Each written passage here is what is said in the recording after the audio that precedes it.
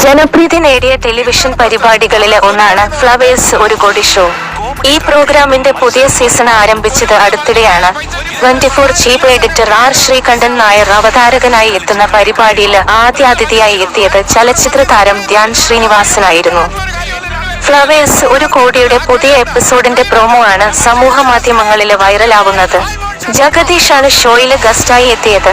എന്നാൽ പരിപാടിക്കിടയിൽ ജഗദീഷും ശ്രീകണ്ഠൻ നായരും തമ്മിൽ അഭിപ്രായ വ്യത്യാസമുണ്ടാവുന്നതും ജഗദീഷ് ഇറങ്ങിപ്പോവുന്നതുമാണ് പ്രൊമോയിൽ കാണാനാവുക. രൂക്ഷമായി പരസ്പരം കൈചൂണ്ടി വാദിക്കുന്ന ശ്രീകണ്ഠൻ നായരെയും ജഗദീഷിനെയും വീഡിയോയിൽ കാണാം. കളിച്ച് കളി കാര്യമാവുമോ എന്ന വോയിസ് ഓവറോടെയാണ് ഈ പ്രൊമോ എത്തിയിരിക്കുന്നത്. യഥാർത്ഥത്തിൽ പ്രശ്നമുണ്ടായതാണോ അതോ പ്രൊമോ വീഡിയോ ആകർഷകമാക്കാൻ വേണ്ടി ഇരുവരും പ്ലാൻ ചെയ്ത പ്രാങ്ക് ആണോ എന്നൊക്കെ